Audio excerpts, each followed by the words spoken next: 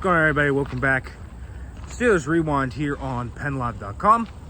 Nick Farabaugh here with you guys, and I'm back in Pittsburgh after a week in Dublin.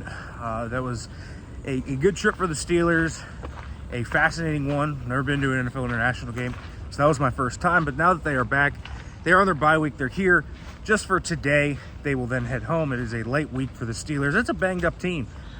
So let's talk about some of the banged-up guys. Calvin Austin III, I did see him today. He's not a sling. That's a good news. I can't really update anything beyond that. They don't really have a diagnosis yet. We asked multiple times to multiple people. You know, we talked to assistant coaches today.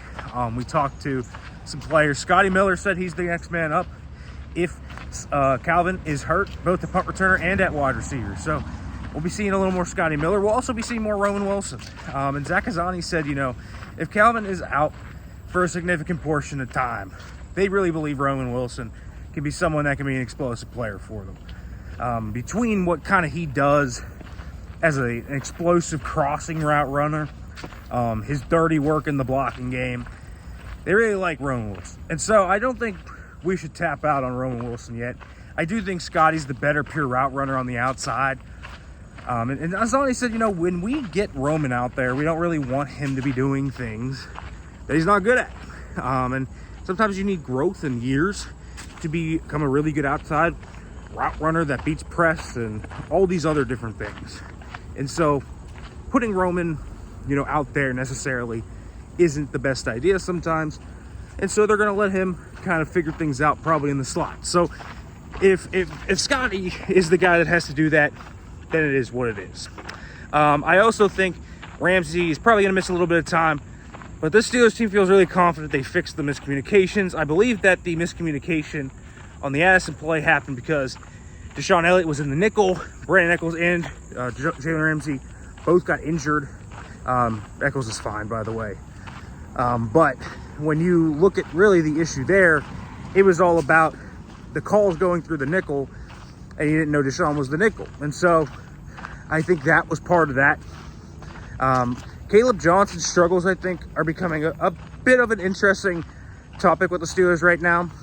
They really like Caleb still. I don't think there's any question about that.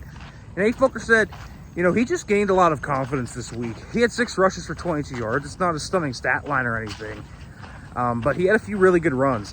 And I think sometimes when you're a guy in a funk, like Caleb Johnson is, you just need to see the ball go through the net, right? It's kind of like a shooter, right? If you're someone that is struggling and is traditionally a pretty good shooter, and certainly at Iowa, Caleb Johnson was a very good running back, sometimes you just need to make one and the things fall. And so that could be a kind of windfall effect. I think that's what the Steelers are hoping here for Caleb Johnson. He just felt lighter around the locker room. You know, I talked with Caleb a little bit, and he just seems to kind of be in a better mood. He seems less tense. I think kind of playing loose, playing free, that'll help Caleb. So I think that's a big part of this. The other thing that was interesting is I think this team's going to lean more and more into Darnell Washington.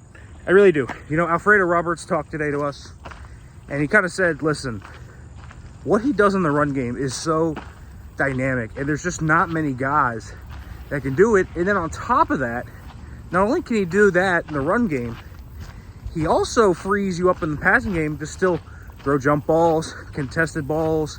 He does so many different things in the run game on top of the passing game that you can use him 90% of the time like they did this past week. So this offense feels like they're starting to figure something out. There's still an offense that gets the ball out really quickly, but the offensive line looked the best they have all season against the Vikings.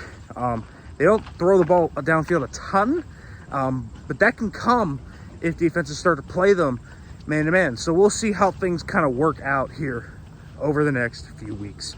All right, folks, make sure to like, comment, subscribe, turn the notification bell for more, and thanks for watching.